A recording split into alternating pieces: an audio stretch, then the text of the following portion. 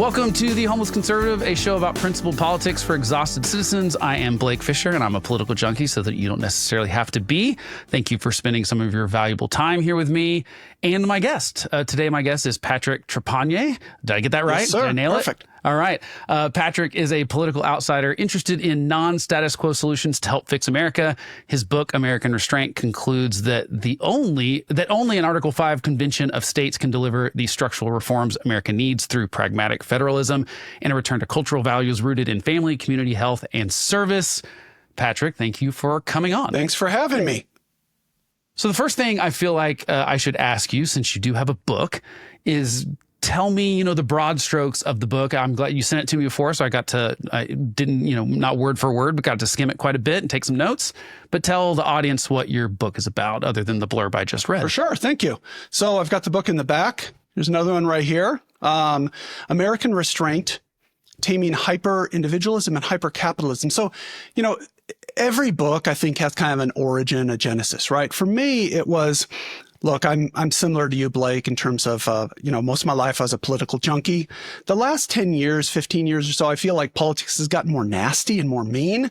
And well, absolutely, it has, yeah. And so I really felt like, especially, you look at COVID and riots and all that stuff. I really felt like the country's changed a lot. And I felt like even though, the movie Reagan came out last summer and there's this scene where Reagan and Tip O'Neill, his nemesis from the House, Tip O'Neill's in the hospital praying over the president. I can't imagine that in today's environment, right? So there's this division in the country going on, and it really bothered me because I love America. I've been really blessed. My family has. And so I was reading a lot of books, looking at a lot of different content, and I read a few very important books that helped me inform my hypothesis. And so the book in very broad strokes is, right, number one, America is broken. We're divided.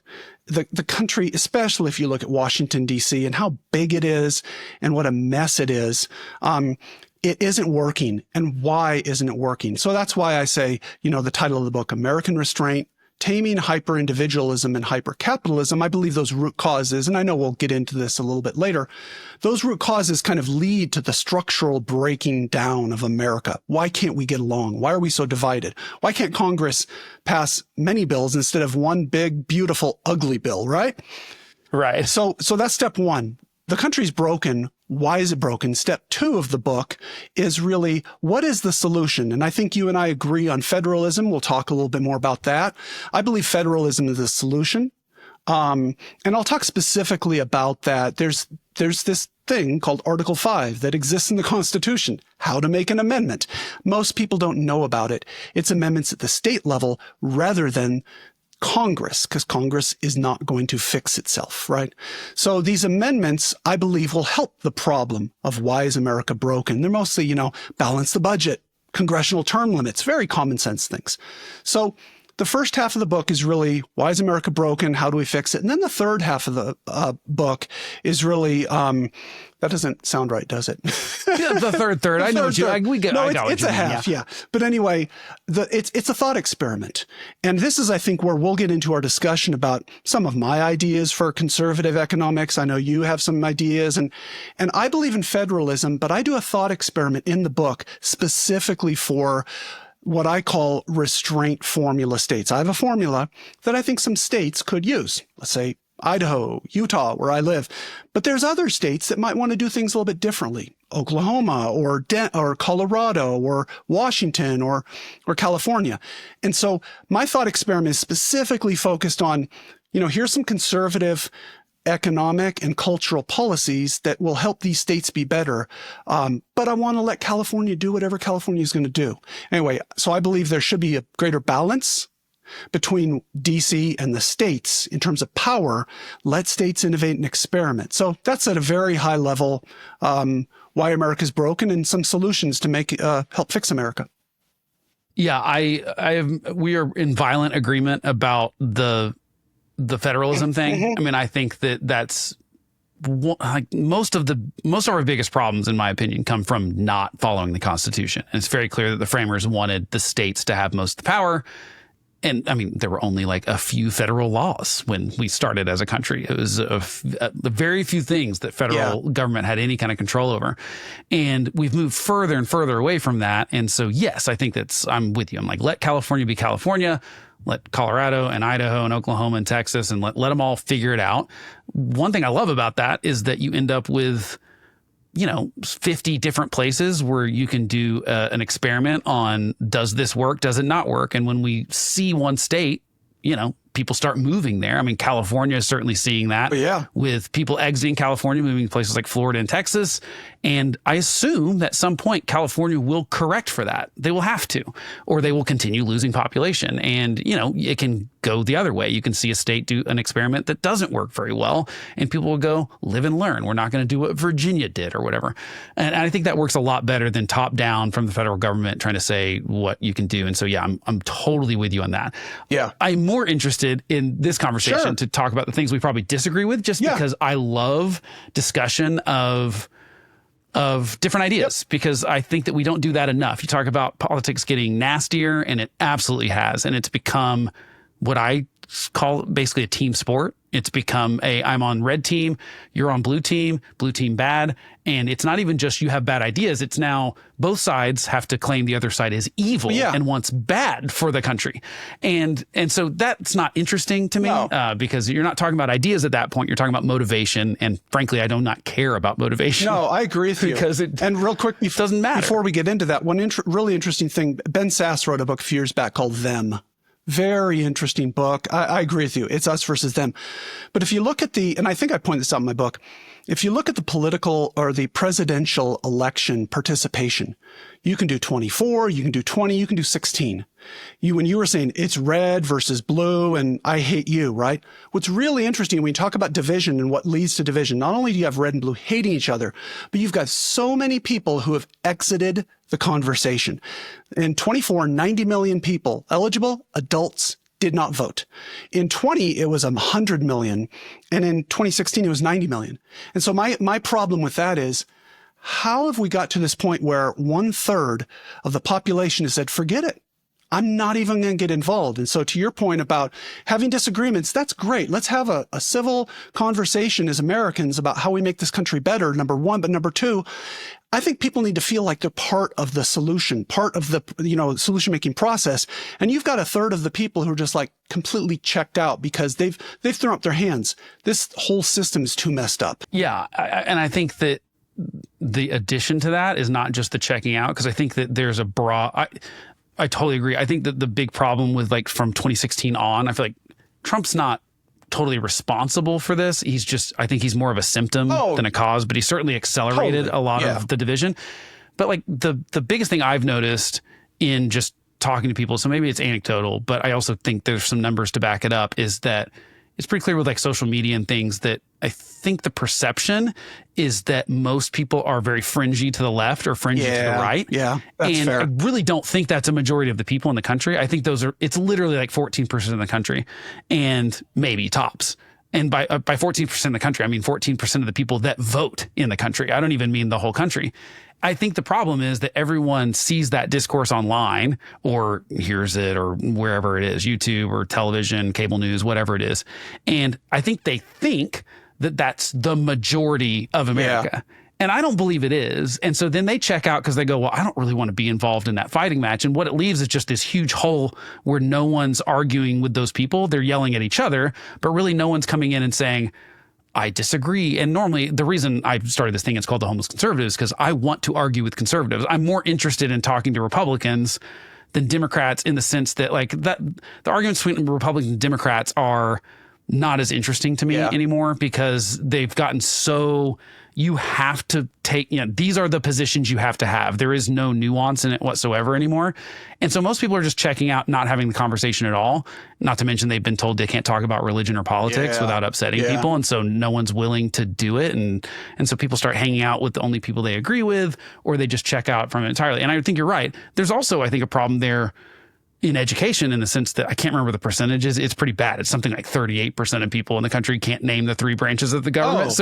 There's also just that they don't even understand how it works. And so they're just promised things and then they vote. I think it's very clear from 2016 to 2020 to 2024 that people are just going, well, you didn't do what you said you would do. Let's go to the other party. And then they mess up and then they go, okay, you're next. I mean, it's like we've now swung back 4 elections in a row, 12, 16, 20, and 24. We just volley back and forth. And every 2 years in between those, we switch the control of Congress. It's very clear that people are just not happy with what the promises are being made and then they're not being kept. And so, yeah, I think you're absolutely right. It's like we've got to get people more engaged. I've found that pretty hard to figure. I don't have a great answer for that. Do you have a good answer to get people involved in making those decisions, voting in a way that is informed? Yeah, no, that's a great point, Blake. And I would say that one of the things that I feel pretty strongly about, and again, we can talk about the stuff we might differ on a little bit, the hyper-capitalism and whatnot, and come back to this Article 5 piece. But when you say get engaged, to me, one of the reasons I kind of got involved with Article 5 is I looked at the solutions. I'm like, okay, voting for a new president is not going to work. Voting for a new member of Congress is not going to work. They've got 15% approval ratings, yet 95% reelection rates. That math doesn't work out, right? And it's not my congressman that's the problem. No, of course. And I mean, we can talk about the plethora of executive orders and how that's just way too much power in the executive branch instead of the legislative branch and all that. But to me, one of the things that I like about Article 5 is, okay, Congress isn't going to fix itself. Washington isn't going to fix itself. And so the states can jump in and put some amendments that'll restrain the power of Washington, D.C. And so, I mean, I feel pretty strongly about that because I'm so frustrated with voting, right? And so you've got either one end, which is, hey, go out and vote. I know that that's part of the, our civic duty and all that, but I don't see the results. And we talked about the division earlier, right? So you've either got people who are getting engaged voting, or on the flip side, you've got, Trump resistance, which, look, I didn't vote for Trump. I agree with many of his policies, not all of them. He's a nut job, yes. But I do think this civic uprising of these riots everywhere to, attack ICE officers or whatever, I just think the violence or as a form of getting engaged, that's not the answer, right? No, that's why I believe it's a structural problem. Getting engaged, it's a structural solution. And I think that these types of conversation are helpful for us. Maybe, set an example of people watching this and like, hey, these guys didn't agree. They agreed on a lot. They didn't agree on everything, but that's okay. Have a conversation. Yeah. I think it's totally fine to disagree with people. And I also think that we're just not having, because right now in the Republican Party, the only litmus test for being a Republican is loyalty to Trump. That's it. That's all he cares about. That's all that anyone else cares about. Well, that's not talking about ideas. That's not talking about policies that will actually change things. That's just saying get in line, even if what I said yesterday is different than what I'm saying today. And the Democrats just have they're like a ship without a nutter kind of thing. I mean, I don't know how they're. It's like there was I think Wall Street Journal thing that came out yesterday. 32% or 35%. Yeah, 30. Yeah, it's like the lowest it's ever been in the history of them doing the polls on approval rating, and yet I don't think that means that Republicans will win House and Senate in 2026, because I think that it's like they can hate the Democratic Party, but they'll still show up and vote probably and say, yeah, but I don't like it's just, I think we just keep volleying back and forth until one of the parties grows up and says, hey, we're going to try to govern and do the things that we say we can do and stop over promising and under delivering. I don't see that happening in the very near future. I don't think either party is going to get their act together. And that's right. So I think you're probably right. I agree. Article 5 being the option, although it's still pretty hard to get, 3/4 of the states to go along with it. And so, because you've got very red and very blue states too. So there's some heavy lifting involved for sure. For sure. So let's talk about the kind of hyper-capitalism part, because that's probably the part where we disagree the most. So, so one quote in your book said, in some cases, the federal government facilitated the growth of hyper-capitalism by ignoring economic imbalances growing across the country. So I think my first question is, don't you think there are always going to be imbalances of wealth? I mean, in any system, but obviously capitalism, there's going to be, it's going to be, I would say, more fair than, say, communism. But there were still imbalances there too, in like Soviet Russia. So when it comes to those imbalances that you're concerned about, like, how do you think the government should be involved in curbing those? Or what are some examples of those imbalances? Yeah, for sure. Great question. I would say kind of a two-part answer, right? Number one, I'll kind of address the question head on. And then number two, I'll kind of go back to Blake, you'll hear me a few times say, I'm not really advocating for national economic solutions. I'm more advocating because I think it's honestly kind of pointless because Washington and the U.S. economy is so big and bloated, and I don't think it's really possible to control it. And I'm advocating more towards here's what a state can do for what I would call myself really a common good conservative in terms of economics, maybe a communitarian. But to kind of go back to your original question, what is the balance? I would not in any way call myself a socialist or, anything like that, because I think it's terrible. Capitalism is the best system we have of a lot of bad systems. And when I think two of the charts that really influenced me in my book, is in my section on kind of how do we rebalance or look at whether or not we have the right balance for thriving for families and communities, are when you look at the last 50 years, you look at the upper income, middle income, and lower incomes. And two of my charts, I think, are pretty illustrative of what the problem is. So I'll just take, U.S. household income in 1970. You've got the middle class, which represents 50% of the population, had about 60% of this is aggregate income, right? Fast forward to, a couple of years ago, they've now only got 40% of the aggregate income. Yet the upper income went from, that's only 20% of the people, the population, went from having 30% of the aggregate income to 50%. So to me, there's a wealth or income transfer of 20%. And you could tell a similar story. I won't get into the details. There's a very similar graph talking about assets. So to me, that begs the question of why did that happen? And what were the negative externalities, if you will, of transferring all of that income or wealth from the middle class largely to the upper class. And so I think that it's really important to look at that, because on the one hand, you've got people like Mamdani in New York City who's saying, we're going to have government-controlled grocery stores and we're going to have free this and free that. And I'm like, Santa Claus, that sounds great. But that's not the real world. And I realize all that's going to lead to is, bread lines, just like in Soviet Russia.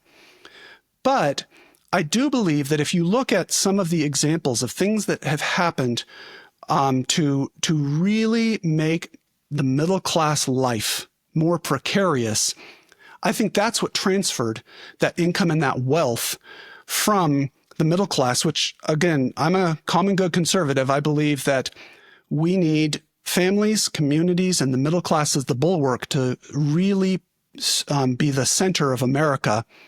And when you put too much strain and stress on the middle class, it makes it harder for them. So just a couple of examples, right? I'd go back to 2008, the subprime meltdown.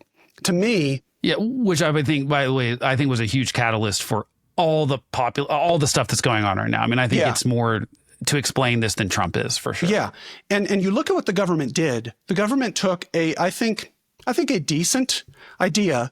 Home ownership is good, right? Mm-hmm. Okay. How do we get more people to own more homes?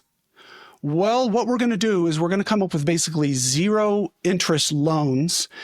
And if you can't even afford that, which, okay, I mean, I think we're probably on the same page that if you go to zero and you can't afford that's insane, right?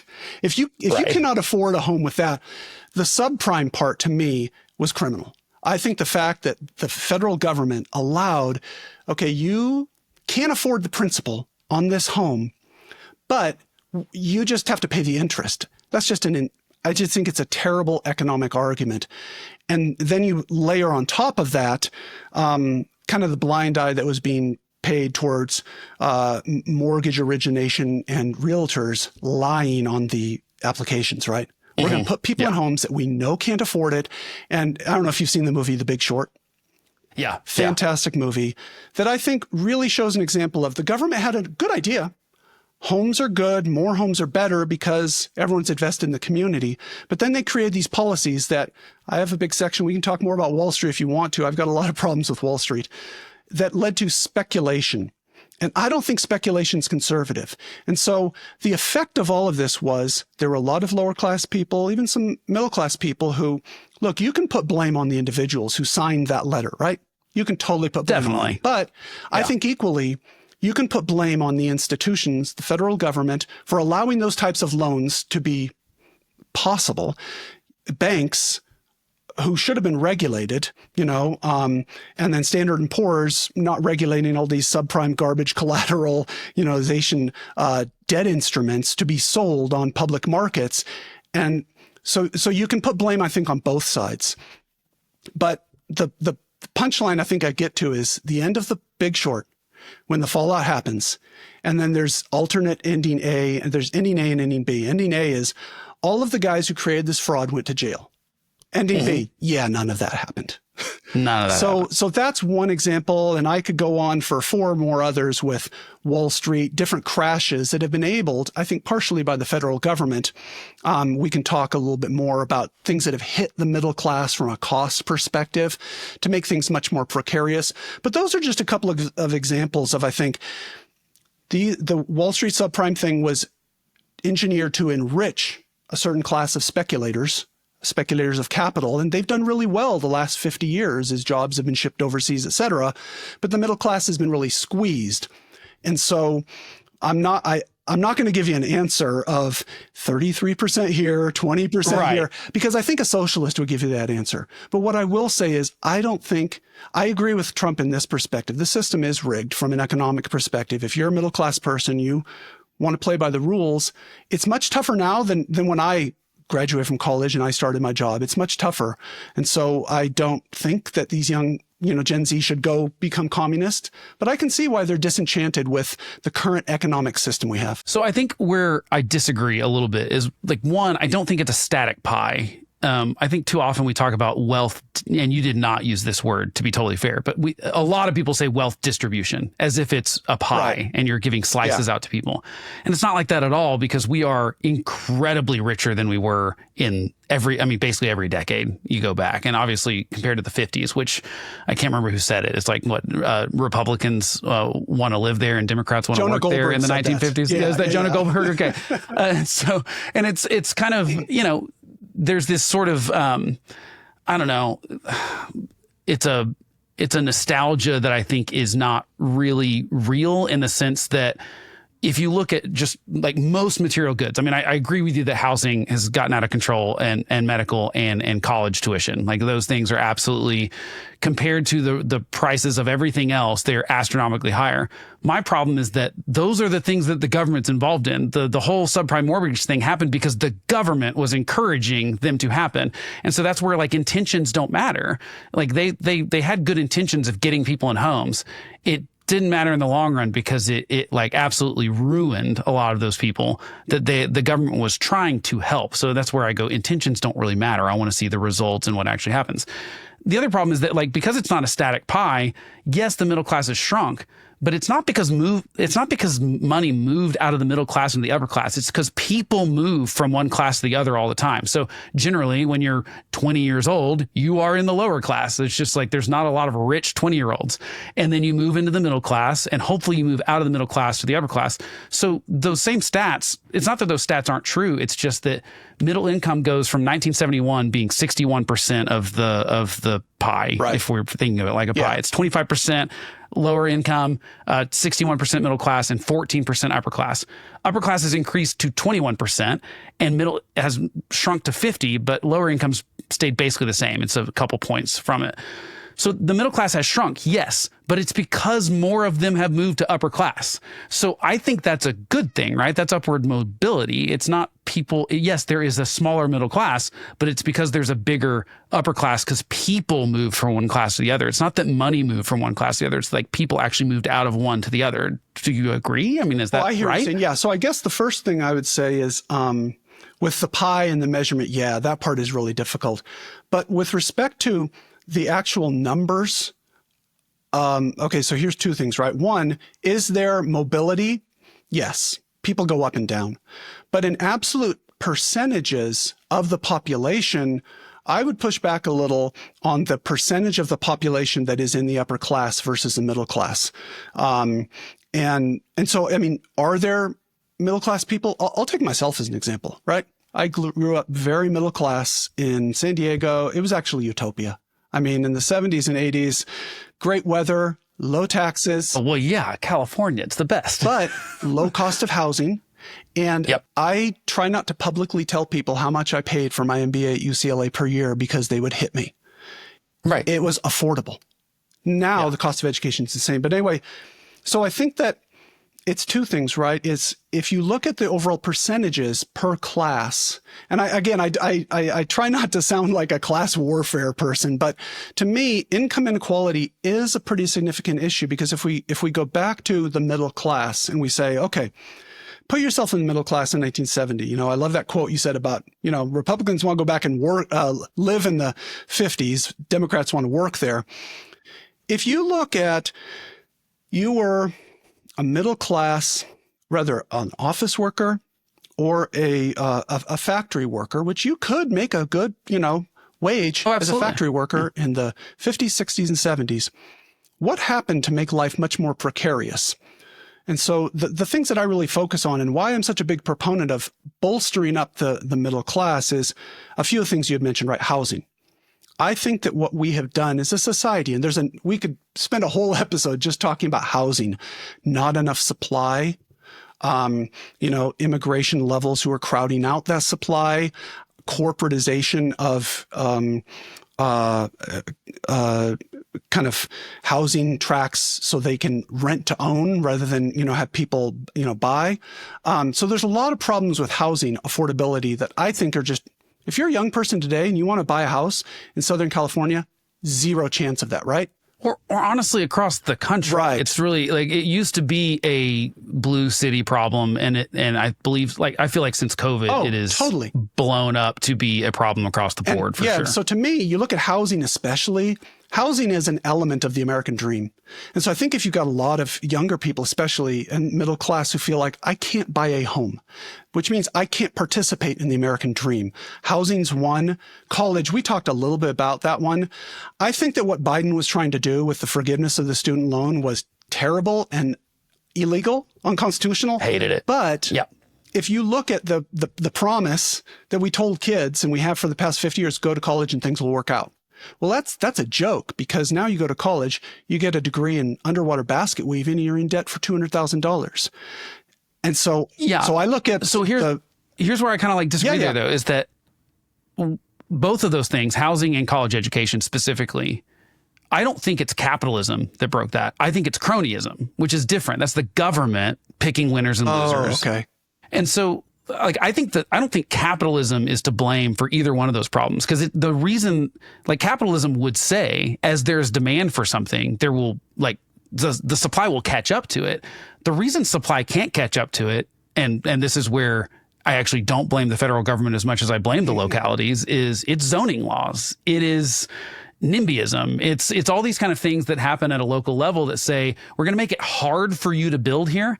And what we've essentially done is we've made it impossible to build lower income housing. And by lower income, I mean starting housing. I don't mean Section 8. I mean the houses that our parents or grandparents lived. I mean, my grandparents and their 5 kids, so my mom and her siblings and stuff, they grew up in a 1,400 square foot house. Like, my mom's lake house has a garage now that's bigger than their whole house was that 7 people lived in the 50s.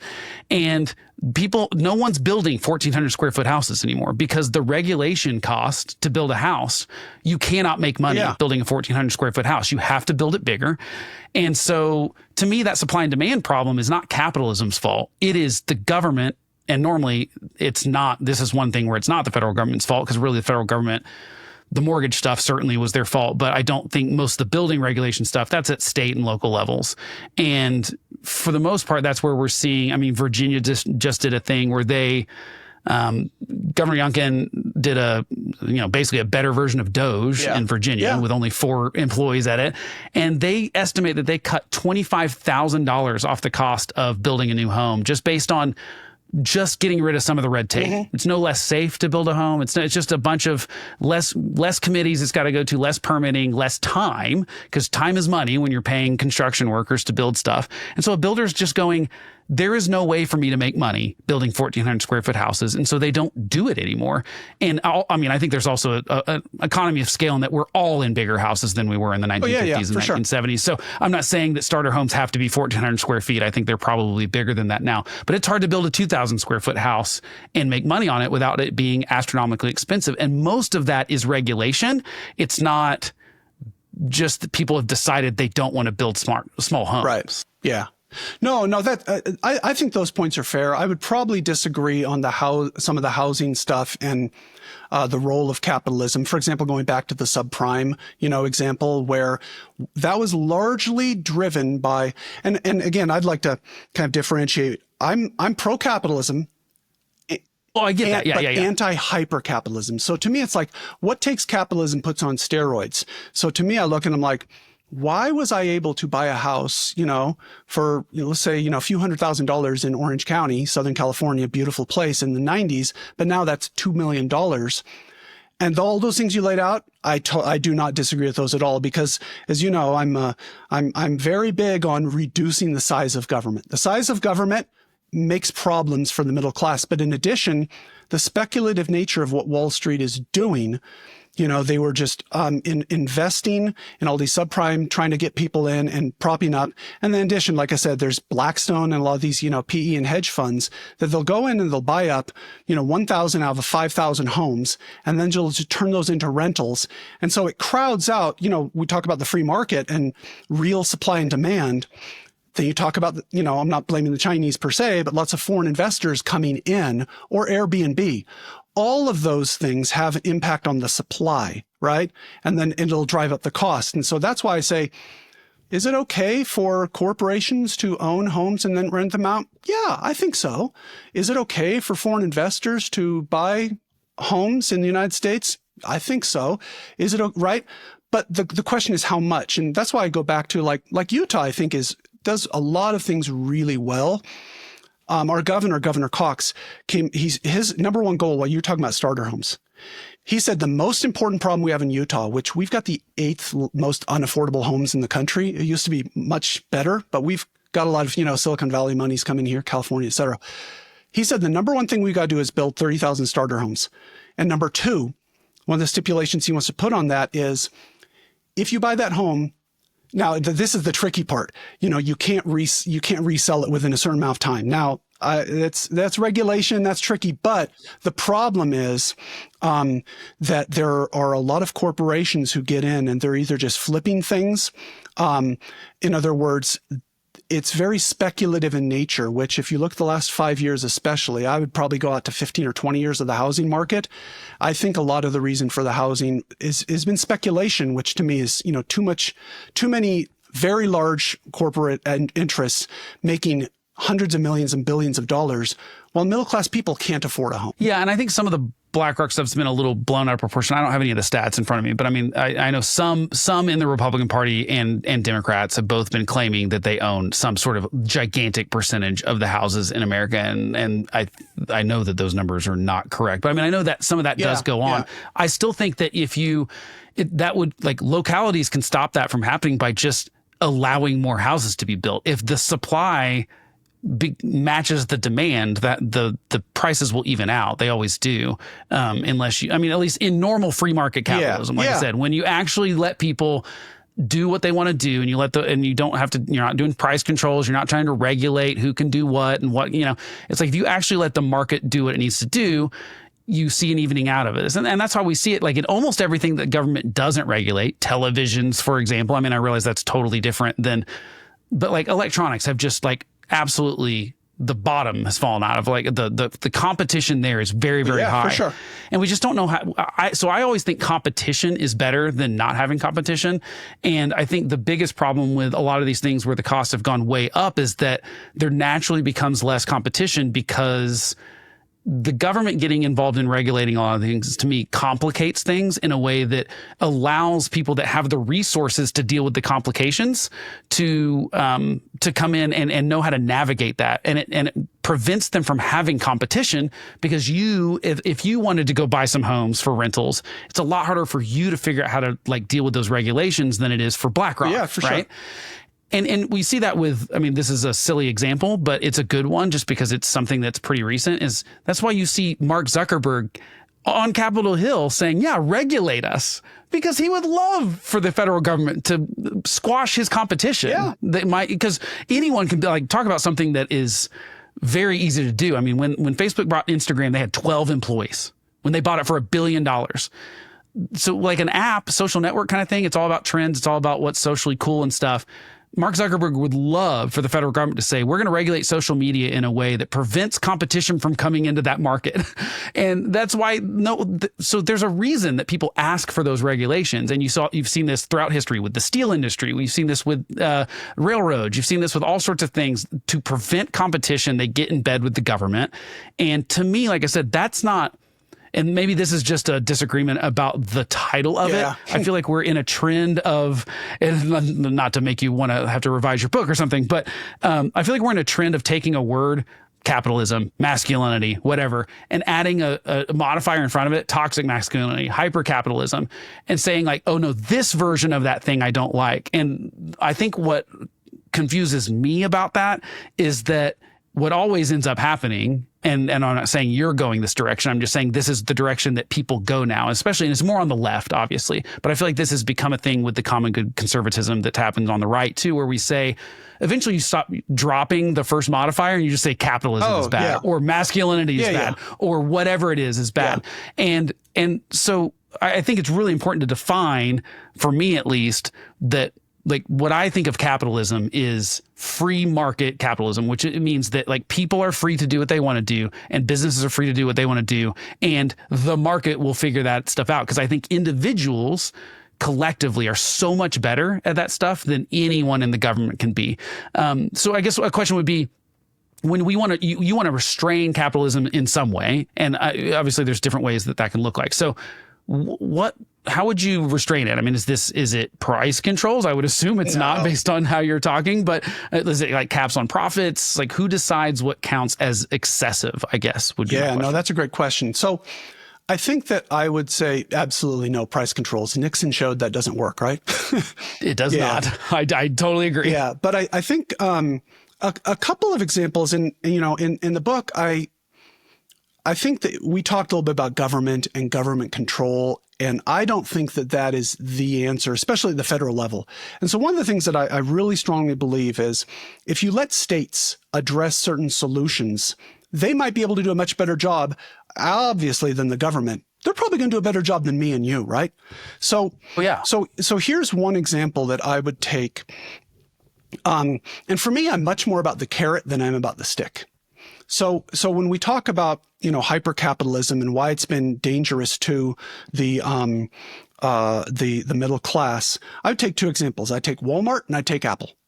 So for example, the iPhone, I have an Android, but everyone has a smartphone, right? Yeah. Including the poorest people that are what we would call in poverty, not just like the lower third, in poverty have smartphones. Every homeless person I see around my house has a smartphone. Well, that's wild. Part of that is I used to work in the cell phone industry, so I know the cell phone industry, and China bought a lot of supplies from China. I know it very, very well. The Obama phones, they gave them all away for free, and fraud and all that. Separate story. But anyway, in 2012, I think, maybe 13, Steve Jobs went to Washington, talked to Obama, and Obama said, why can't you bring those jobs here? Why can't we have manufacturing in the United States? And, Steve Jobs said, Mr. President, those jobs aren't coming back. I fundamentally disagree with that premise, and here's why. So I think that we and this is the capitalism example, right? And how can we, say, how can the government come up with some policies, but businesses, I think it's a government business cooperation. I have a problem when Apple says, we're going to make the most popular product on the planet, and we're going to be based in America so we can take advantage of American educated workers, American IP, American, investment capital. But we're going to take 1 million jobs, ship them over to slave labor China. And then if we're going to take our capital and put it in Ireland and park it, we're not going to repatriate it because, okay, you and I might have a disagreement on some of the corporate tax rates, but they are, I think, skirting the law a little bit about how they're hiding their capital. And then in addition, Mr. Jobs is Jobs made $1 billion, and then his the current CEO, Tim Cook, he pulls in $150, $200 million a year. So part of my problem is, why are we shipping 1 million jobs to China? Why are corporations, large corporations that have benefited from an American economic system, why have American businesses allowed hundreds of millions, not hundreds, more like probably tens of millions? I think we might agree on the number of illegal immigrants who've come into America. Oh, well, yeah. I mean, it's been astronomical over the last, under the Biden administration, for sure. To undercut wages, at the low level for unskilled workers. And then Walmart is the other one, where Walmart will say to Schwinn Bicycle in Ohio, hey, you know what? Those bicycles that you make, I want them $5 cheaper. So you need to fire 2,000 people, ship those jobs over to China. And well, what about those 2,000 people who might not have a college degree? They, have worked at the Schwinn factory or whatever. They can work at Walmart as greeters. So my problem is that, and I haven't even, talked about the hedge fund managers and the billionaire class that has evolved in Wall Street over mostly speculative financing and questionable, practices, I think, on Wall Street to generate paper cash in a very short amount of time. So I look at some of the executives in the United States and big businesses shipping out jobs, undercutting the wages of low-skilled workers, and then making it possible for billionaires to accrue. So why can't we make some, guardrails about giving tax incentives to keep jobs here in the United States? So why can't Apple, instead of shipping 1 million jobs over to China, which we can talk about Chinese foreign policy and President Xi and all that for a long time. Yeah, I mean, China's kind of a weird, China's kind of an outlier because China has such bad, they behave badly. Yeah, but I believe our argument of let's let them join the WTO in 2000 so they can become democratic was a colossal failure. And so we've shipped millions of jobs to China that we shouldn't have. And so I believe, okay, are we going to use the heavy hand of government to force those jobs back here? I think there's a way to build an environment where low-skilled workers in the United States can get a factory job that is it's dignified, they can make a good living, and they can afford to buy a home. Right now, I think because so many jobs have been shipped to China, so many workers have come from south of the border. And then, in addition, the H-1B situation, which I know all too well because my job was taken a number of times from H-1B workers who were willing to work 80 hours a week for 50% of my pay. And so I look at big business as using all of those tools to just find the most efficient, cheapest source of how can I get my product built, instead of looking at, are my employees part of my overall success? If I have more employees who are making more money and making my customers happy, is that meaning for better social capital in the community? So sorry, it's kind of a long-winded answer, but no, that's fine. In general, I think we need better immigration controls. We need better focus of manufacturing jobs here in the United States so that low-skilled, medium-skilled workers can have a job and that there isn't this astronomical gap between CEOs and workers. I think the problem with the manufacturing thing for me is that it's pretty clear that Americans don't want those jobs. And it's like everyone loves to talk about them and dream about how the 50s were. And yet there were 500,000 manufacturing jobs last year available and manufacturers could not fill 20% of them. So it's like, to me, that's obvious. Like that is showing that people are moving out of manufacturing and into services. We have increased service things. And so Apple, as a good example, they employ 160,000 people in the US. None of them are in manufacturing, obviously, but they're in design and development. And that's not to mention they've got a whole lot more of people that are in that global supply chain, which is not just in China. It's all over Asia. And I tend to agree that, like with Steve Jobs, that those jobs are not coming back because there are not Americans willing to do those jobs. We do not, unless you increase immigration. I think that it's a double-edged sword. You either throughout American history and really throughout any developing country, you have to have a group of people that are willing to do those jobs that are, so it was the Irish, it was Italians, it was Asian Americans. It's been all these different people. It's been Mexican Americans. It's been all these kind of people.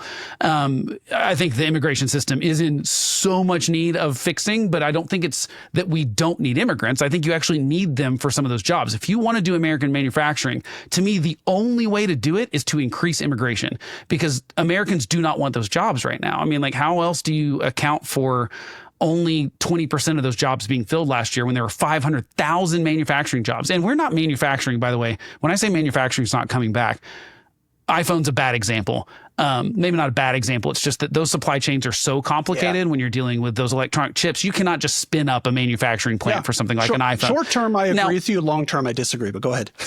But when you talk about like the manufacturing of like cheap Chinese stuff, that's like Trump's favorite thing now, is like cheap plastic Chinese stuff. It's like, yes, there's a lot of that stuff, the crap you buy on Amazon and Temu and whatever.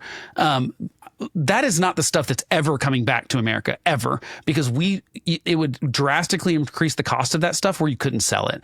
And to me, global supply chains and not globalization in the sense of like, I'm not for like one world government or something like that, but like global economies having free trade between each other has made all of us richer, not just in the United States, but across the world. So when we create jobs in Indonesia that create clothes at a price that middle class can afford at Walmart, for example, or anywhere else, the goods that people have, like I can't imagine that you would argue that people were better off in the 1950s with those manufacturing jobs than they are now with service jobs or whatever kind of jobs they have, when you can look at not just the material goods, but like air conditioning, refrigeration, microwaves, 2-car garages, having 2 cars, having a home, apartment, like even our lower class, even the people that are in poverty, what we would call are in the richest 1% of the world.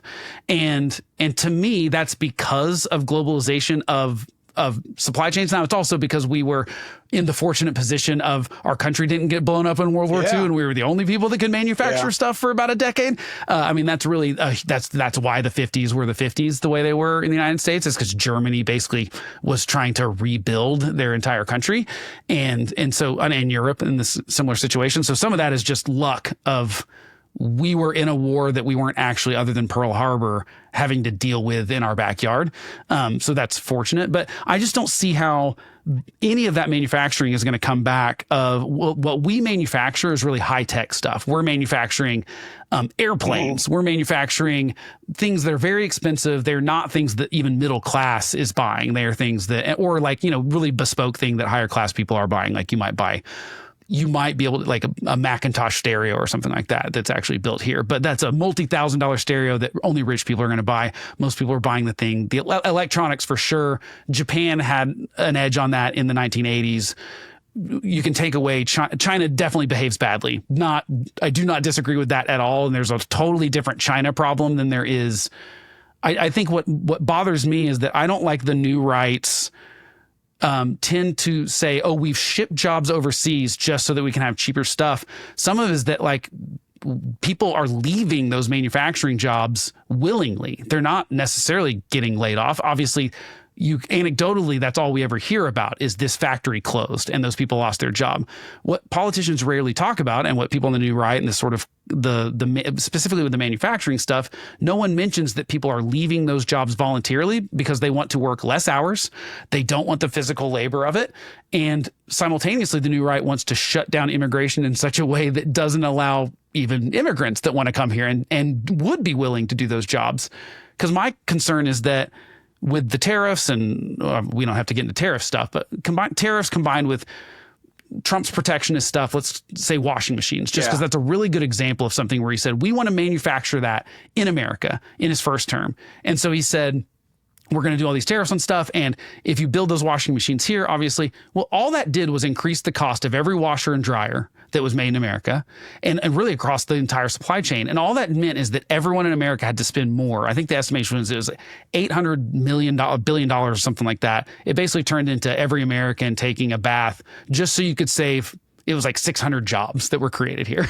And I don't believe that the American people should be paying for whether it's in taxes or in subsidies or any of the kind of cronyism that comes along with those policies, for 600 jobs. I just don't think those jobs are worth it when it comes down to, is it worth me having to spend an extra $1,000 on a washer and dryer repair? And where do you draw that line, I guess, to try to get manufacturing back? Oh, yeah, no, it's a great question. So I guess I would probably, and this is one of these things, right, where you could probably find some statistics and then I'd find some statistics and then it's battling statistics. I would probably disagree with your assertion that Americans don't want manufacturing jobs in huge numbers. I guess that, the way I look at it, part of the reason, and again, I am pro-legal immigration. I am very anti-illegal immigration because to me, have you ever, some of this is emotional for me because I go back and one of my favorite books ever was Grapes of Wrath. I don't know if you've ever read that. I have not. I should as an Oklahoman, but I've not. Oh my gosh. Yeah. Oh, actually, I forgot that. My dad was born in Oklahoma City. He didn't live there very long, but highly recommend it. Part of the reason that this whole anti-immigration and the impact on the labor pool resonates with me so much is it was a story of you got a bunch of people who lost their livelihood, moved to California, and the farm workers, the owners of the fields, basically said, "Okay, we need 1,000 people, $5 a day." And then 2,000 people showed up, and then the next day, guess what? It's now $3 a day. Guess what? And so you've got this vicious cycle. Again, I'm pro-capitalism, but I have a real problem when in the 1960s the average CEO is making 15 times the average worker. But today, the average CEO is making 350 times. I've got a real problem when Adam Newman from WeWork, which was a financial disaster, gets paid $1.7 billion to go bye-bye. So some of the financial levers that exist within corporations and the way they treat workers, I'm not saying, hey, and look, you could probably, in my book, I spend some fair amount of time talking about unions. There's a lot of fraud that happens on unions. But there's a lot of fraud that happens with big business, fines that the big business is paying all of the time to the FTC, the FCC, et cetera. And so my whole thing is, I think workers should be on more of an equal footing with management because I think that management, to a large extent, has really screwed workers over the last 50 years because they pursued this, cheapest thing at all costs. And so going back to manufacturing, you've got a lot of folks who don't have a college degree and they want to go work and get a good job. And if you've either taken that factory, and again, we might have to disagree on the actual numbers, but most of the numbers that I have seen are over the Rust Belt and closing down factories, shipping off to China, had a significant impact on the jobs that were available in the community in Ohio, in the Rust Belt and, throughout the country. And then there's a lot of jobs in the service industry that are taken by illegal immigrants coming from Mexico. Perfect example of fast food industry, right? When I grew up as a kid, every single person who worked at Jack in the Box, Burger King, whatever, was a teenager doing it after school. Yeah. And now, because of all the illegal immigration, those are all full-time jobs. And then you've got this whole debate about a living wage I'm sorry. That's a dead-end job. That is a stepstone for you to learn some skills about how to work so that you can get another job. And that is not a $25 an hour job. So I will disagree strongly with a lot of the very pro-illegal immigration. But to me, it's a balance of how do you provide an environment where those who are unskilled, the majority of Americans do not have college degrees, right? Yeah. I mean, it's more than a majority. Yeah, it's 2/3. And so I guess my main concern, and I don't want the heavy hand of the government. That's why I'll, always default to reduce the size of the federal government and let states figure out what is the best way to create a thriving, environment. In Utah and Idaho, we might say, let's build some factories in here for the low-skilled workers. Let's increase the trades so we can have more of a balance with middle income. And there might be a state in which, you might favor more, libertarian-minded, and let that state kind of do its own thing. But just in general, I look at the middle class over the last 50 years. I look at the cost of housing. I look at the cost of education. I look at the cost of healthcare. I look at escalating, CEO salaries. I look at illegal immigration, impact on those jobs. And I just see a lot of those things are not random. They were conscious choices to beat the middle class up. And the middle class, who's standing up for the middle class? And honestly, that's one of the reasons why I think Trump is so successful, is because he's able to channel some of that in a very brutish, oafish way. But he definitely put his finger on, there's people who feel, who's looking out for me? Because I used to be able to buy a home, buy a car, and have a comfortable life, where now I'm going to lose my job tomorrow because of, this, crazy, thing from China or Mexico or wherever, right? Yeah, I mean, I think the problem, though, is that all of that you mentioned, I think, is right, except that it's not like we, the people, have demanded that. Like, the only reason CEOs get the amount of money they do is because their shareholders, which are just people, again, have decided, like, that is important to them. And same thing with the cost of goods. It's like we now want to have smartphones. We want TVs in every room. We want big houses. We want 2 cars. We want all these kind of things. And I'm with you on consumerism that you mentioned in the book, as far as like, I'm not into the just like, let's buy stuff all the time that we don't need. But there's a bunch of Americans that want that. And so when you've got Americans that want cheaper goods, you can't compete as a company. There was I know it's anecdotal, but just a couple months ago, after Trump's tariff kind of stuff, I can't remember the company, but someone basically, it was like a shower head or some sort of thing like that they put a made in China version and a made in America version. They sold zero. They were like, okay, we'll make the made in America version and it'll cost more. No one bought it. And so that incentive, like, no company is going to voluntarily just lose money when people don't want that kind of thing. It becomes a supply and demand issue, which is where I go, yeah, I mean, we can talk about if it's fair or not, like the percentages based, the 15 times per worker for the CEO versus 300. However, I mean, I would say that Steve Jobs specifically, again, created a company that employs 164,000 Americans. It sells, tons. People use it every single day. It's totally changed everything about the world, honestly. A couple of things that they invented. And he wasn't getting a salary. He was getting that his entire net worth was based on the value of the company increasing. And if he hadn't done what he did, he wouldn't get any of that money. I mean, I'm definitely on the side of like CEOs should get paid in shares, because to me, that's the going, if you do your job well, you make money. If you don't do your job well, you don't make money. I'm not into the golden parachute thing. But again, that is the government coming in. You mentioned 2008 financial crisis. That was the government bailing people out. That wasn't us bailing people out. The people that were responsible for the problems, none of them got punished. Everyone else got left holding the bag. But that's because the government, the federal government, decided that was the best outcome. And so I agree with you. Like, we got to get the federal government out of this stuff. It's just that I think too often I hear the blame of that being on capitalism, and really the blame on that should be on the government interfering with the free market. And so I think we just obviously don't see eye to eye on where the blame should be laid. And again, on the manufacturing thing, just to bring it back to that a little bit, just because that is such a topic of conversation right now. And I think it's a good conversation to have, because we should have this, because most people just don't understand the dynamics of how that's working right now in America. And like I said, those have been declining. We manufacture more stuff than anyone other than China. China is the only people that do it. And when you look at per capita, we're actually better than them, because we have a quarter of the population that they have. And so if you look at it per capita, we're ahead of China, I think, or at least even with them. The only reason they manufacture more than us, they have 4 times the amount of people that we do.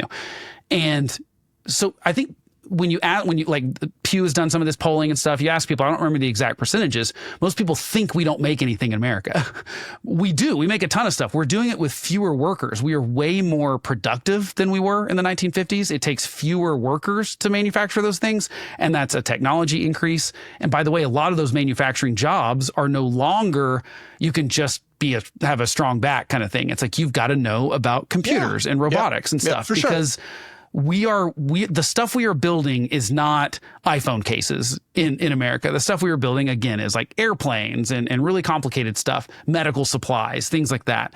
And those things are, you might not need a college degree, but you do need more skills than you did to put together the Model T in the 19-teens kind of thing. No, and so sure. I think there's a misunderstanding about that. But also, like I said, the numbers are true. I mean, like, manufacturing is shrinking more because people are leaving manufacturing than because manufacturing is being offshored. Now, I would agree that maybe some of that is because those wages are not increasing at the rates that other things are, but the wages in service industry stuff are increasing. And so that's why people are moving to those things. It's like only in America could we have multiple escape rooms within a mile of my house. Like that's crazy to me. And that's a good thing, right? It's like people have enough excess money that they can spend on those kind of services and stuff. And I think what often gets lost in this argument about the middle class is that yes, it's shrinking, but like I said, I think that's mostly because people are moving to the upper class and that's a good thing. And honestly, the other thing is that I think we think that's very linear. We think, and I even talked about it earlier, like it was, like you're 20 and you're in lower class, and then you're 30 and you might be in middle class, and you're 50 and you're in upper class. Some of those changes happen overnight sometimes, because if you sell your house, you might move from one class to the other one because of that cash influx. Or if you take out a loan to start a business, you might move to a different class on paper, at least how the federal government is going to track that kind of stuff. So it's much more, all those stats are much more complicated than we think of them. We think of it as like this group of people, we transferred this money from one group of people to the other, but that's not really how money works. Everyone has gotten richer. And is there a point in time that you think that this worked well? I mean, is there a decade or a time when you think things started going off the rails? Yeah, for sure. And because that's one of the things in my book I talk about. I think the 50s and 60s were very good for the American worker. And I think that the 70s, what's interesting about the inflection point of both hyper-individualism and hyper-capitalism, I think really took off in the 70s, because in the 60s you had a lot of this moral revolution and the sexual revolution, and everything just kind of went wild. And the thing that is interesting about hyper-capitalism and hyper-individualism, they're really the same thing. No rules, no limits. And so I look at when things started to go haywire, and I think you and I probably don't see eye to eye on libertarianism, but for me, yeah, it depends. I mean, libertarian is one of those weird things that's like I'm more of like classical liberal, which is now called libertarianism sometimes, but I'm not into the just like anarchist, like free drugs for everyone. I mean, like, I think that stuff's pretty silly. Or taxes are a form of theft, which I'm right, because I mean, it's like, do you want this stuff or not? Yeah, it's like no, for sure. Yeah, now some sorts of taxes I do think are, but not all taxes. It's, So I would say that once you had libertarian economic thought, which was basically no limits, no rules. I'm all in favor of a market economy. I'm all in favor of lowering taxes, lowering cost of regulation. But I really just think that right around the 70s would probably be my answer. It was intellectually taking place started with Friedman and Hayek and others in the 60s. It really started to get in the 70s. Now, once Ronald Reagan was elected, I actually have a chapter in the book where, Reagan was getting a cultural revolution going in the 80s, which I agree with. But he also basically turned a blind eye to Wall Street and said, you guys can do whatever you want, destroy jobs, or you have leveraged buyouts, have derivatives. And then we had a stock market crash in 1987 because I think that a lot of Wall Street and big business started buying into libertarian economic thought of zero, like I said, no rules, there's no limits. Yeah, I mean, the only reason I disagree with that is that the federal government code on everything, regulations, laws, has only increased and increased and increased since the New Deal. I see there's this now. I feel like I hear a lot of Republicans and Democrats claiming, well, it's more Republicans claiming that like libertarians have been running Washington for 30 years. But like, I'm not aware that libertarians have ran any. I mean, it's like you always have one or two. It's like Rand Paul is the guy. There's no one else that agrees with Rand Paul, even in the Republican caucus. I mean, like, I think it's a kind of a ridiculous notion to think that libertarians have been running things. I mean, even under Reagan, I mean, we would not say Reagan was a libertarian at all. I mean, I would say regulatorily wise, maybe with certain industries, yes, he deregulated. But overall, I mean, I see no indication that the federal government has become less about rules. All I've seen is more and more rules and more laws, and more. It's the kind of rules, too, that I have a problem with. And I think you'd probably agree with this. It's not, if Congress was passing laws, that'd be one thing. But what really has happened since the 1940s, and just more and more with every president that came along, and Nixon is certainly one of the people that accelerated this, it's become the alphabet soup of we will just create an agency. Congress says we're going to create an agency that's going to solve this temporary problem. And then that agency exists for forever and gets to make new rules all the time without Congress buying into it. So what you end up with is an executive branch that gets to do whatever they want all the time. And to me, there's nothing libertarian about an executive branch controlling the entire federal government, which is what and now I feel like, and don't let me put words in your mouth. Feel free to disagree with this. But when I hear you say common good conservatism, what I hear is this is my general view of the J.D. Vances of the world and the kind of people that use the same kind of language of things have gotten out of control, middle class, and the same kind of stuff. What to me they're saying is that Democrats aren't good at central government planning, but will do better at it. And I just don't think central government planning works. Yeah. And what I feel like so much of the new right is saying is, no, we've got a plan. Like if we structure it in a way that like it will work better, like we're smarter than the market. And I just do not think people in a small group, or even especially one person at top, Trump claiming he can fix everything, or Biden claiming that he alone can beat Trump. There's such a crazy inflated amount of ego there. I mean, I think Biden and Trump are much more alike than people talk about. It's the uniparty, and I don't even like the uniparty even thing feels a little bit weird. It just feels like it's less about the parties because they don't really agree on much anything other than whatever the president says we go along with, if he's part of our party. No, I think, and to me, that is like the problem is that Republicans used to be about free market capitalism and saying that like we want to not deregulate for the sake of saying there are no rules, but we want to deregulate because we see that these rules are actually hindering progress, and we see that they're actually hindering houses being built, or where they're hindering job creation, or in the state, like your fast food example, the reason teenagers can't have that job anymore is because no one wants to pay teenagers $25 an hour to flip burgers. It was actually, minimum wage laws. If you go back 20 years before the minimum wage jobs, it was the influx of illegal immigration that actually displaced teenagers. So the minimum wage thing came afterwards. The reason there are no teenagers, and it's only been like the last 15 or 20 years, is because of illegal immigration. I mean, in California, I saw that. But you bring up a great point. But again, that's such an easy, to me, the legal immigration thing is such an easy solve that neither party wants to fix. Totally agree. All you have to do is an e-verify system. That's totally it. Agree. You cannot hire people that are not allowed to work here. Right. So the question there is, why don't we have an e-verify system? Because the powers that be don't want it. It's not in the economic interest. You're absolutely right. You're absolutely right. The hotel owners, the farm owners. But to go back to your other, which is why Trump is excluding those kind of businesses from ICE rates. But to go back to your other point, which I think is a really, really good one about, in general, I identify with common good conservatism. There's actually a debate going on within that community. The Marco Rubios, the J.D. Vances, because you brought up a really good point. You're like, hey, well, the Democrats don't do a good job at central planning, but we will. That's where I differ. And if you look at the Article 5 Federalist movement, it's no. The federal government will not, cannot, does not do a better job at this.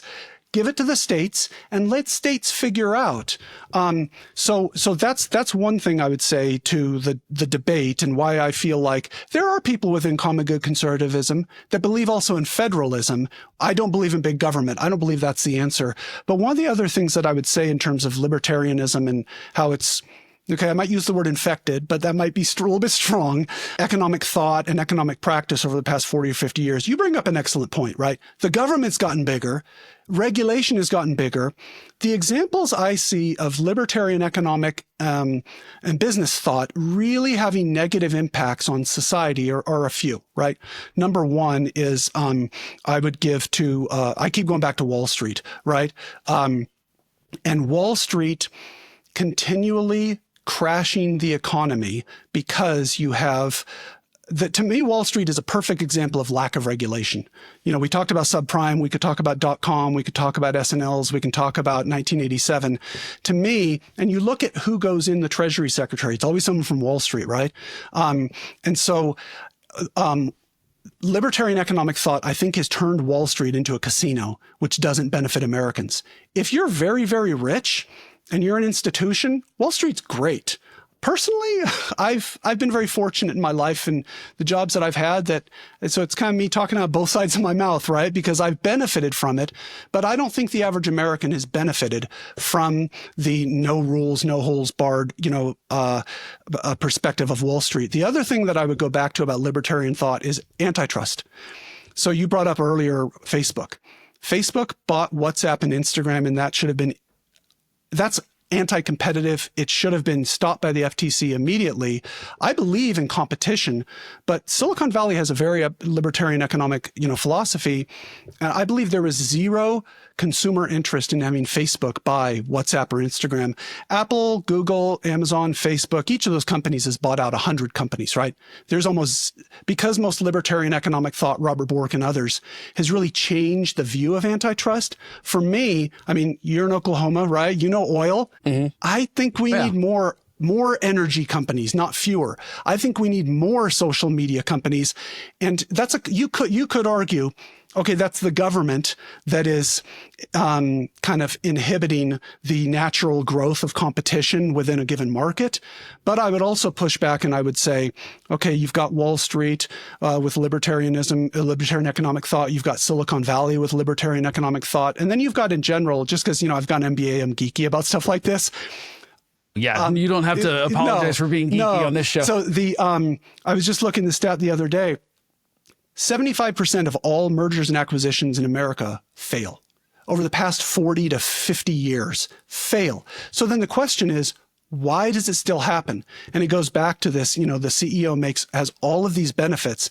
And, I know we're running close on time here, but I am passionate about the CEO pay thing because I've seen it personally, right? I've worked for executives before who, they make millions and they make millions if stock does well. I totally agree with you on compensation, but if they're fired, they still get $1 million severance package. I'm like, how do I sign up for that job? Yeah, and that's where I would go as stockholders of that company. I'd say no. But you know what I mean? Like continues. if you did a bad job, I don't want to give it to you. But it's endemic the system because of the executive compensation. It's a racket, the executive compensation racket. I agree with you on shareholders, but and we can maybe table this. But a really interesting proposal, back to policy proposals I actually believe employee-owned companies, and this is again back to state innovation experimentation.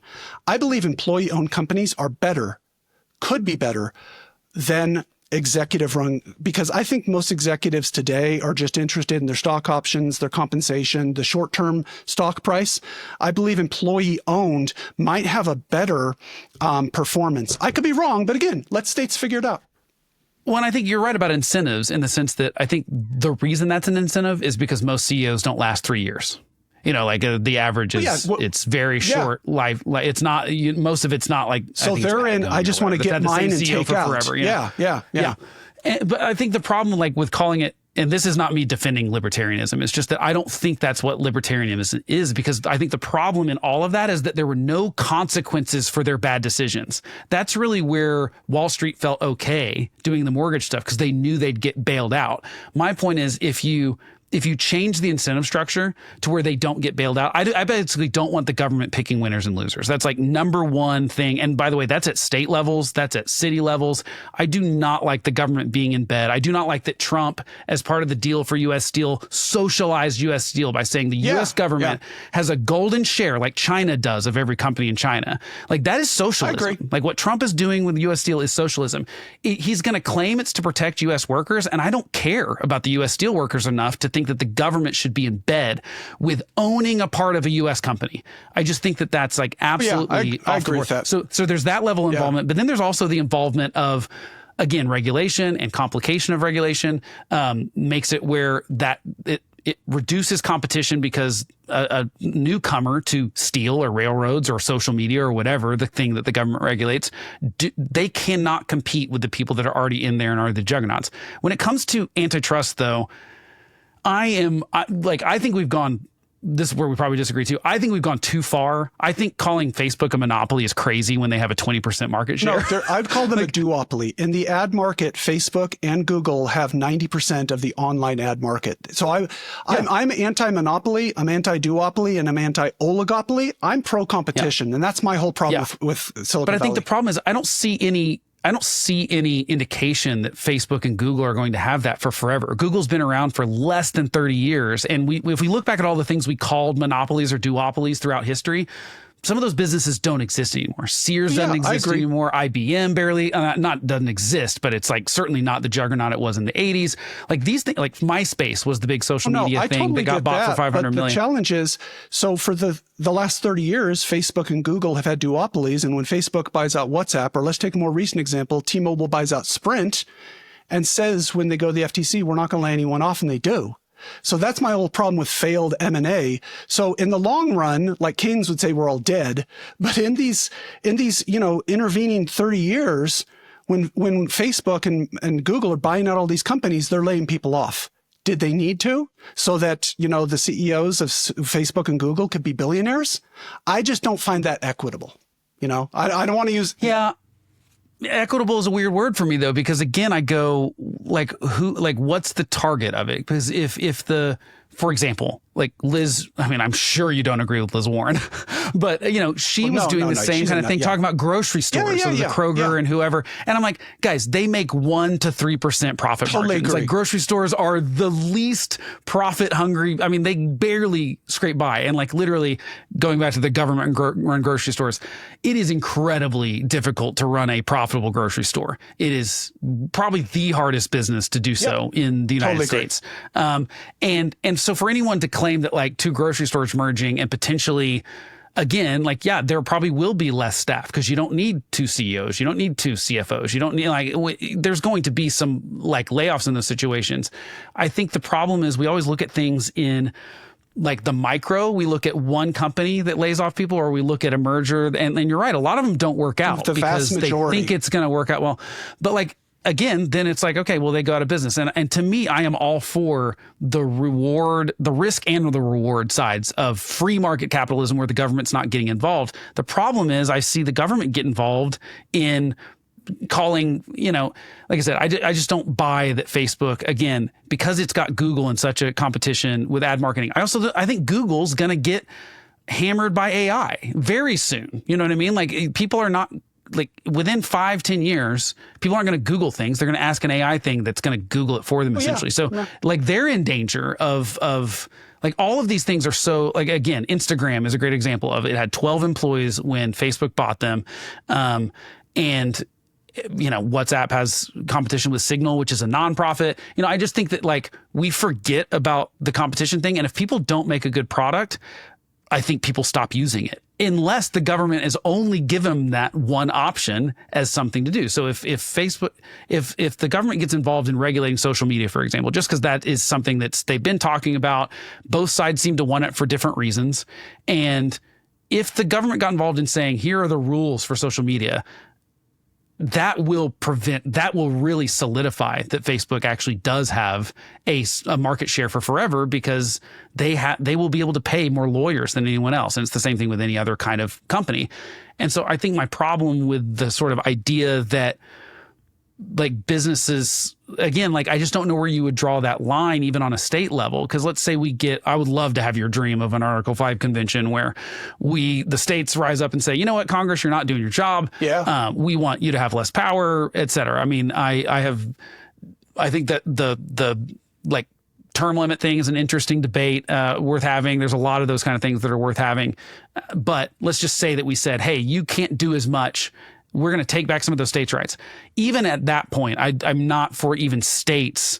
Of course, you'd immediately have competition because you've got 50 states. But even then, I don't want my state of Oklahoma picking winners and losers when it comes to business, because I just think the government is not good at that. And the free market is not just America. It's not just the 330 million Americans we have here. It's the 7 billion people that are on Earth at this point, because global supply chains are a thing. And I feel like so much of the new right, and this is, again, not me saying you're necessarily saying this, but it's just because some of the things go in tandem. I feel like the new right a lot of times says things like, we want to bring back manufacturing here. We want to tariff things that come in from it.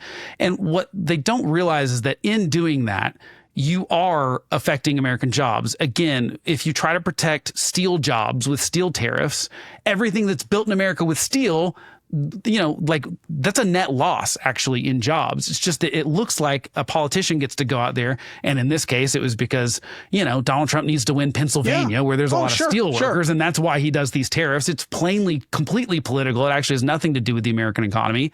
And what you end up with is, we saved some steel jobs at the expense of a bunch of other jobs that are much harder to show on a graph on CNN, because it's like, here's this auto manufacturing plant that had to fire people because the cost of steel went up and fewer people were buying their products because they got more expensive and they had to lay people off.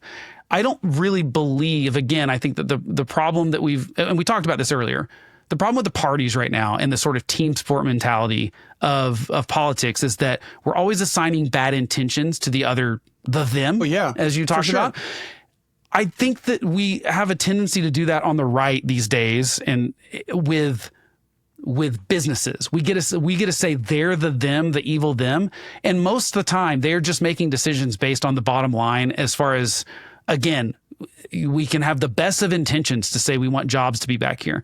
But if we do that by doing tariffs or regulations that say, we're going to do 140% tariff on stuff from China and a 75% stuff on Indonesia and all these sort of crazy things that are just made up by Donald Trump and no one else. And then what that does is actually affects Americans' wallets. It affects Americans' jobs. It affects the difference between what they get paid. Like, for example, if you could wave a magic wand and have all those manufacturing jobs filled, and everyone's getting paid these living wages for people that don't go to college educate, that'd be great. Except that if at the same time we increase the cost of everything they buy and the gap between what they're getting paid and what they have to spend on the normal kind of stuff they have to do, groceries, cars, gasoline, any of those kind of normal things, we've not made their life any better. And so when I think about like sort of the nostalgia of going back to the 50s or the 70s or the 80s or really any decade before here, take away COVID, because COVID's a weird blip on the radar. But I mean, everything else has gone down, down, down. So mortality rates, cancer survivor has gone up, child mortality rates. I mean, 150 years ago, if you had 5 kids, chances are one of them was going to die before they were 5. Yeah. And that it would be unheard of now, like that we would not accept that. So to me, capitalism is responsible for all of that. Free market capitalism, where you actually, it's not cronyism. It's not the government picking winners and losers. It's not over-regulation of certain industries because that state gets you votes. When we actually do that stuff, poverty's gone down. I mean, I think the stat that I had was, let's see, like, oh gosh, where is this? I can't find it now, but it was something like, I don't think poverty's gone down. Homelessness, poverty, all of that stuff. It has, though.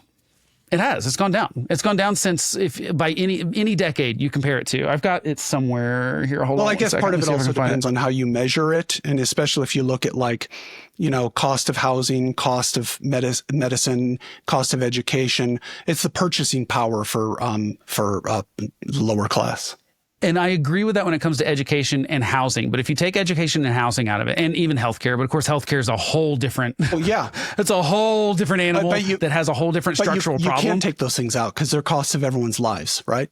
True, you're right. However, I think that the problem with all three of those things is government involvement in them. I mean, now insurance is a little bit tricky because we just decided in the 1950s to attach insurance to jobs and stuff. And it's more of like we picked this system a long time ago, and it's very hard to unwind that. It's not quite the same as housing, where I feel like, again, government went in with the best of intentions in the 2000s. Let's get people in homes. What happened? But like, again, intentions don't matter when the end result is you had a bunch of people that like paid the cost of that, and the people that were responsible for the bad behavior, nothing happened to. And so I agree that that's very unfair. But I go, but government getting in the middle of it is what rose those housing prices. Is the same thing with college. I mean, it's government giving out loans to anyone 100% to go to any school without any sort of. It's a disaster, and it's like the price of it is astronomical, and in combination, by the way, with the government saying everyone should go to college. I think that was a terrible mistake too, because you're probably about my age. How old are you? I'm late 50s. Just curious. Okay, I'm early 40s, so a little younger, but that was drilled into my head.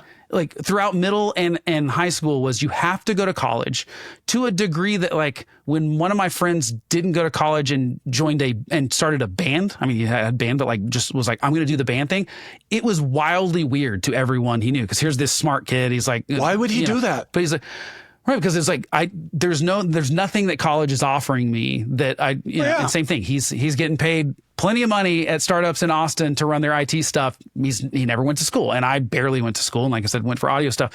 But again, that was the government through both federal and state and even just the education system that said you have to, or else you're going to be poor. And it's just not true. It's like you can make a ton of money being an electrician or a plumber. Or there's so many jobs in both manufacturing and service industries. And so, like, again, the government's just done a bad job of, again, they were trying, best of intentions. But again, intentions don't matter if you make a bunch of people go get degrees in underwater basket weaving, or liberal whatever kind of things, and then they spend $100,000 on an education that pays them $37,000 a year. It's very hard to pay that off and make it work. And so every time I look at these things, almost all of them are because of government involvement. And I feel like a lot of the argument is, well, let's let that happen at a state level. And I'm just not sure that the states can do better than the federal level. So I would say, because you bring up a really good point, and I think you and I are in violent agreement on governments being reduced. One of the things that I would just kind of maybe tweak with my previous language is, for me, one of the problems with the government is not regulation per se, because I think we would agree, for example, should you have someone looking at the quality of the meat that's produced in markets? Yeah, probably. Fine with right? that. Yeah. So there are certain regulations, and we can all agree, that's good for society. But when is too much too much?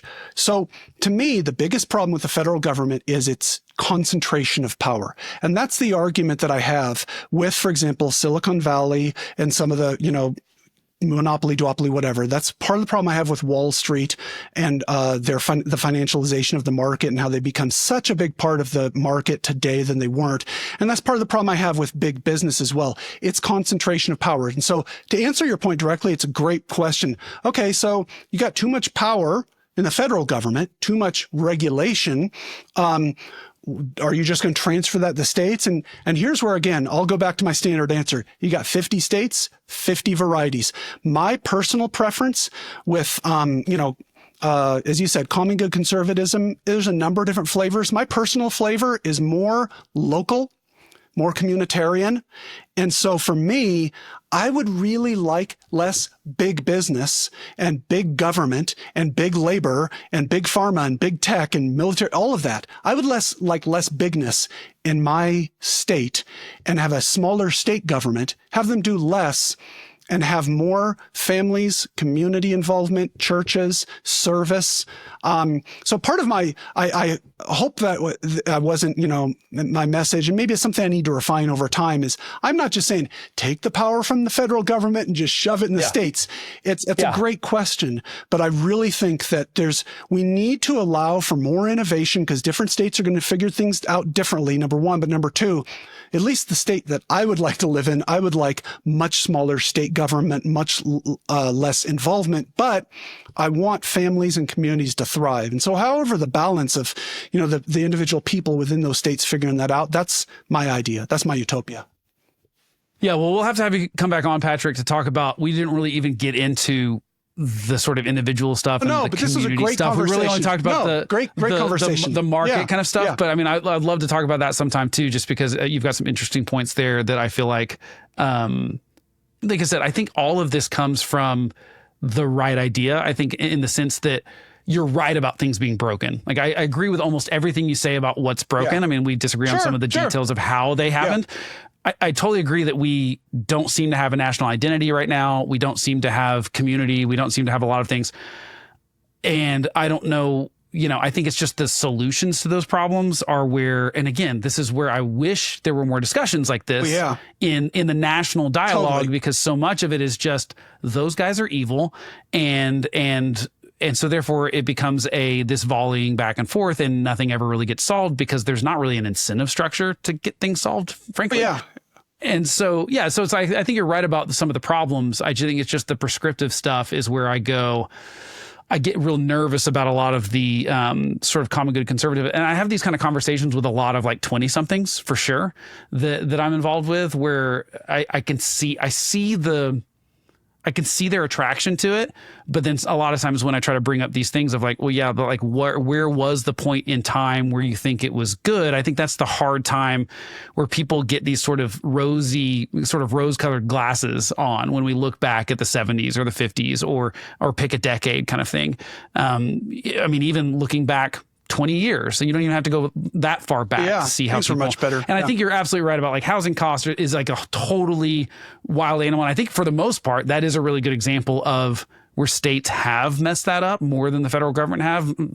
Take away the mortgage stuff from the 2000s, which I think was more federal. But, you know, we've got a problem where we say we want things, and then when it comes time to the rubber meeting the road, I feel like we as citizens are not really like, they give us a choice on that, and we go, actually, I don't want the affordable housing behind my house. That'll drive down my property value. Total NIMBYism. And so, you know, it's one of those tricky things where I think that we're getting exactly what we want as Americans. I would love to change people's mind about what they want. It's just very hard. Totally agree. Right? Yep. It's really hard to get people to be on board with,